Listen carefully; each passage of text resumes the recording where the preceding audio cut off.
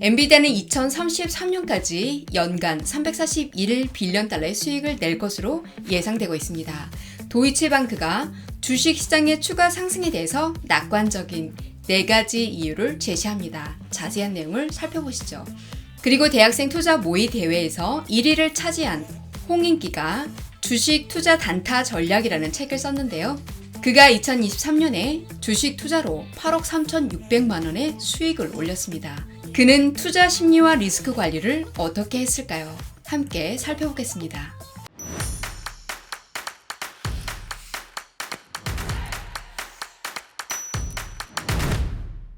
처음부터 시작하는 주식 투자 단타 전략이라는 책을 쓴 홍인기는 대학생 투자 모의 대회에서 1위를 차지한 MZ세대 트레이더입니다. 그는 2024년이 되면서 주식 투자를 한 지 15년 차가 된다고 합니다. 그가 투자를 처음 시작한 것은 중학교 2학년 때입니다. 지금은 30대 초반의 나이겠네요. 많이 벌어도 보고 크게 잃기도 하면서 단기 매매가 잘 맞는다는 걸 깨닫고 지금은 단기 매매에 집중하고 있다고 합니다. 장기 투자도 병행을 하고 있다고 하네요. 주식 투자는 수학 공식처럼 정답이 있는 것이 아닙니다. 경험을 통해서 대중의 심리를 파악하는 능력을 길러야 하죠. 흔들리는 마음을 매번 바로잡는 연습이 필요합니다. 그가 확실하게 터득하고 아는 내용만을 이 책에 담았다고 합니다. 그는 비트코인을 워너마켓과 BTC 마켓의 차익거래로 하루에 300에서 400만 원의 수익을 올려서 22살의 나이에 1억 원의 돈을 모았습니다. 그 자금으로 군 입대 전에 삼성 바이오로직스 전망을 밝게 보고 주식 담보대출까지 받아서 투자를 했습니다. 그런데 이 주식이 분식 회계 이슈로 50만 원대에서 28만 원대로 반토막이 났습니다. 이때 그는 2가지 투자 원칙을 정합니다. 첫 번째는 투자금을 계속 늘려가지 않고 수익금을 꾸준히 인출하는 것입니다. 그의 그릇에 맞는 예수금으로만 투자하여 수익금을 한 번에 날리지 않도록 했습니다. 두 번째 원칙은 최대한 외부 변수에 노출되지 않도록 리스크를 줄이는 것이었습니다. 주가를 크게 하락시킬 9.11 테러나 코로나19 팬데믹과 같은 예상할 수 없는 악재가 많죠. 그는 운보다는 실력에 따른 투자 성과를 얻어야 되겠다는 생각을 했습니다. 주가가 상승하는 과정은 3가지 절차입니다. 장기 투자는 첫 번째 과정인 재료 분석이 필요하죠. 하지만 단기 투자는 두 번째 과정, 수급에서 시작합니다. 그는 한동안 돈을 벌지 못하더라도 생활에 전혀 문제가 없을 때 전업 투자자가 되기를 권유합니다. 수익, 손실로 인한 감정 변화가 심하거나 손절매를 잘 못하고 종목에 대한 집착이 심한 성격이라면 단기 매매에는 적합하지 않다고 말합니다.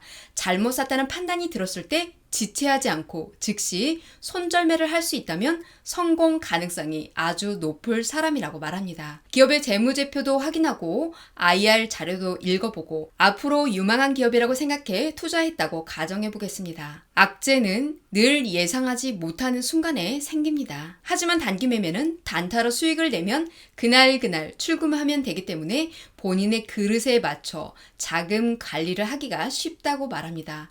매매할 종목이 보이지 않는다면 그날은 매매를 하지 않으면 됩니다. 단기 투자가 위험하다고 이야기하는 것은 단기 투자에 대해서 잘 모르기 때문에 하는 말입니다. 그는 인기 있는 테마, 1등 종목, 끼 있는 종목을 고르는 것의 중요성, 그리고 매매 타이밍, 차트 설명, 수급에 대한 노하우를 소개하고 있습니다. 이렇게 투자한 그의 2023년 수익률을 공개합니다. 키움증권에 있는 2023년 누적 수익이 약 5억 원입니다. 삼성증권의 2023년 수익은 2억 원입니다. 한국투자증권 누적 수익은 약 5천만 원, 키움증권 누적 수익은 약 7천만 원입니다. 2023년 총 8억 3,600만 원을 벌었습니다. 여러분, 투자에서 정말 중요한 건 바로 자신의 노하우를 찾는 거라고 생각합니다. 이 정보가 여러분의 노하우를 발전시키는데 도움이 되었으면 좋겠습니다. 안녕하세요. 미국 주식 타마다입니다. 엔비디아와 AI 관련 종목 소식을 살펴보겠습니다. 최신 인공지능 실적 보고서가 엔비디아 주식의 미래에 대해서 무엇을 말하는 것일까요? 2024년에는 AI 시장이 거대한 인프라 투자를 통해서 계속해서 성장할 전망인데요. 특히 엔비디아가 AI 칩 시장에서 얼마나 앞서 나가고 있는지가 눈에 띕니다.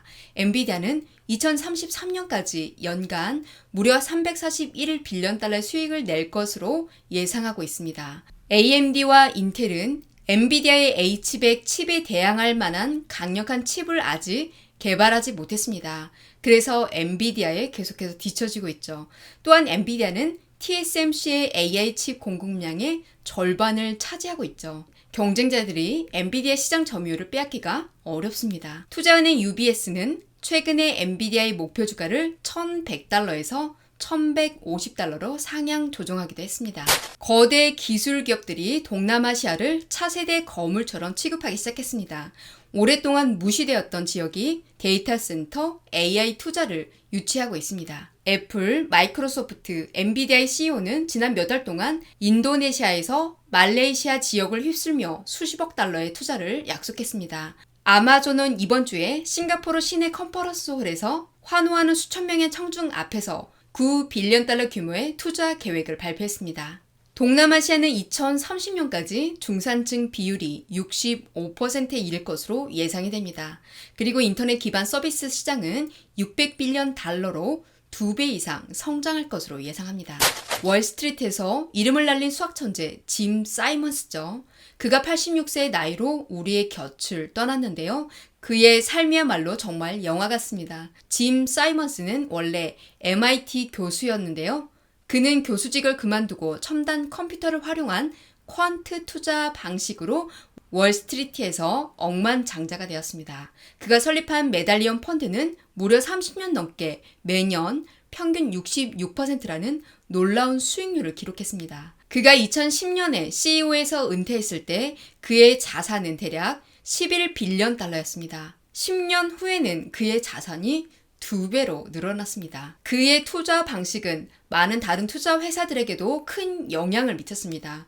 전통적인 투자 방식을 따르던 많은 회사들이 그의 컴퓨터 기반 퀀트 투자를 도입하기 시작했죠. 그래서 월스트리트 거래의 거의 3분의 1이 그의 방식을 따랐습니다. 그는 자신의 재산으로 시몬스 재단을 설립해서 기초과학 연구에 기부도 많이 했답니다. 그의 회사 메달리온 펀드는 계속해서 높은 수익률을 기록하면서 퀀트 투자가 얼마나 큰 가능성을 가지고 있는지를 보여줬습니다. 마이크로소프트가 위스콘신에서 AI 구축을 위해서 3빌리언 달러 이상을 투자했습니다. 이 돈은 새로운 데이터 센터와 AI 교육 프로그램에 쓰일 예정입니다. 이렇게 큰 투자가 이루어지는 건 AI 인프라를 글로벌로 확대하기 위함이죠. 정치적으로도 이 이야기는 굉장히 중요합니다. 조 바이든 대통령이 이 투자를 발표하면서 경제 발전을 강조했습니다. 자율주행 자동차 분야의 웨이브라는 스타트업이 소프트뱅크와 엔비디아 그리고 마이크로소프트 같은 거대 기업들로부터 무려 1빌리언 달러 이상의 투자를 유치했습니다. 이 자금은 자동차 제조업체를 위한 인공지능 기반 제품을 가속화하는 데 사용될 예정입니다. 웨이브는 엔비디드 AI 기술을 전문으로 하는데요. 이 기술은 실제 환경에서 인간의 행동을 이해하고 학습할 수 있는 인공지능을 말합니다. 즉, 자율주행 자동차를 머지않아 우리가 스마트하고 안전하게 쓸 수 있다는 뜻이죠. 이번 투자를 통해 웨이브는 데이터 자산을 구축하고 전 세계에서 뛰어난 인재를 유치할 계획입니다. 디지털 오션은 최근에 실적 발표를 했는데요. 매우 긍정적인 결과를 보여주면서 주가가 상승했습니다. 이 회사는 2021년 3월에 뉴욕 증권거래소에 상장이 됐는데요. 꾸준히 성장하고 있습니다. 주당 수익은 95.13달러로 전년 대비 8%가 증가했고요. 회사 전체의 수익은 12%가 증가했습니다. CEO인 패디는 AI 및 러닝머신 플랫폼에 대한 수요가 큰 도움이 되었다고 말했습니다. AI 기술에 대한 수요가 공급을 능가하고 있다고 이야기합니다. 이런 추세는 디지털 오션이 올해 760밀리언 달러, 즉 전년 대비 약 11% 성장을 기대하게 만듭니다. 디지털 오션은 아마존 웹 서비스와 마이크로소프트와 같은 대기업들과 치열한 경쟁을 하고 있습니다. 이런 환경에서 이렇게 좋은 성과를 내는 것은 정말 대단한 일입니다. 사운드하운드 AI가 실적 발표 후에 주가가 급등했습니다. 올해만 무려 160% 이상 급등했는데요. 이런 상승세는 예상보다 좋은 분기 실적과 새로운 파트너십 발표 덕분입니다. 사운드 하운드는 올해 3분기 10.1 밀리언 달러의 수익을 올렸죠. 이는 작년 동기 대비 73% 증가한 수치입니다. 그리고 사운드 하운드는 AI 기반 검색 제공업체 퍼플렉시티와의 새로운 파트너십을 발표했죠. 이 파트너십은 AI 음성 검색 기술을 더욱 발전시키고 시장에서의 입지를 강화하는 데 도움이 될 것입니다. 웨드분 씨의 분석가 댄 아이브스는 사운드 하운드 주식에 대해서 아웃퍼폼 등급과 9달러의 목표 가격을 유지하면서 회사가 수익성 있는 성장을 향해 나아가고 있다고 평가했습니다. 애플이 아이폰에 챗 GPT 기능을 추가하기 위해서 오픈 AI와의 계약을 거의 마무리 짓고 있다고 하는데요. 이것은 애플 기기에 AI 기능을 추가하기 위한 큰 전략적인 움직임입니다. 애플은 iOS 18에 챗 GPT를 통합할 계획을 갖고 있는데요. 애플은 오는 6월에 열릴 WWDC에서 큰 발표를 준비하고 있다고 합니다. 다음은 시장 현황을 살펴보겠습니다. 도이치뱅크가 주식시장의 추가 상승에 대해서 낙관적인 4가지 이유를 제시합니다. 최근 연준 회의 이후 주식시장에 대해서 점점 더 긍정적인 분위기를 감지하고 있다고 하는데요.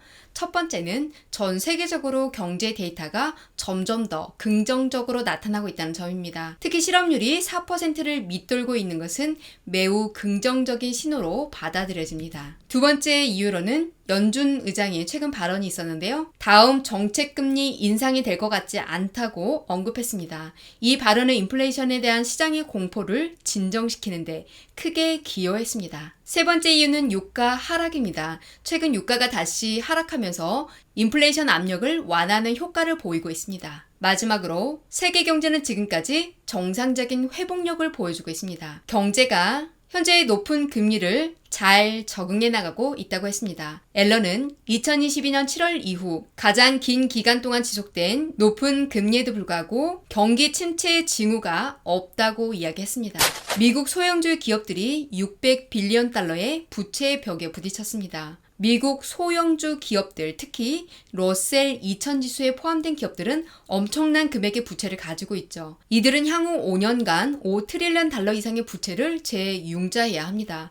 이러한 부채의 재융자 요구는 금리 인상의 영향을 직접적으로 받고 있죠. 소형 기업들은 변동금리 부채를 많이 보유하고 있습니다. 연준의 금리 인상 후 이자 비용이 즉시 상승하게 되죠. 반면에 대기업들은 고정금리 채권 부채를 보유하고 있어 금리 인상의 영향을 더 오래 미룰 수 있습니다. 올해 성과도 확인을 해보면요. 러셀 2000은 단 1.6% 상승에 그쳤고요. S&P 500은 9.5%가 상승했습니다. 이러한 상황에서 투자자들은 안전하다고 여겨지는 기술 메가캡 주식으로 돌아가고 있습니다. 그리고 헤지펀드들은 러셀 2000에 대해서 숏 포지션을 보유하고 있어 소형주에 대한 실적 개선이 기대하기 어려운 상황입니다. 지난주 S&P 500 지수가 큰 변동 없이 마감했습니다. 비스포크 인베스트먼트 그룹은 상황을 재평가할 수 있는 구실을 제공한다고 말했습니다. 투자자들은 자신의 포트폴리오를 다시 점검하고 전략을 조정할 기회를 제공한다고 이야기합니다. 블룸버그 인텔리전스의 지나 마틴은 2022에서 2023년 실적 침체가 지나간 지금 회복세를 보이고 있다고 이야기했습니다. 올해 하반기에는 두 자릿수 성장으로 돌아설 것이라고 전망을 했습니다. 하지만 매출 성장률은 2026년까지 한 자릿수 초중반대에 머물 것으로 예상을 하고 있습니다. 시카고 연준의 굴수비는 인플레이션이 2024년에도 계속 떨어질 것이라고 말했습니다. 굴수비는 경기 침체나 노동시장에 부정적인 결과 없이 일어날 것이라고 이야기했습니다. 또한 2024년에 공급 측면에서 개선을 기대하고 있다고 이야기했습니다. 공급망 문제와 관련된 개선이 이루어질 경우 제품 및 서비스의 가격 안정에 도움이 될 수 있겠죠. 이러한 전망은 현재 금융시장과 정책 결정자들에게 중요한 지침을 제공할 수 있습니다. 오늘 준비한 내용은 여기까지입니다. 오늘 준비한 소식이 노련한 투자자인 여러분들에게 새로운 통찰을 제공해 주길 바라겠습니다. 다음에 더 나은 영상을 만들 수 있도록 여러분의 생각을 댓글로 남겨주세요. 영상 시청해 주셔서 감사합니다.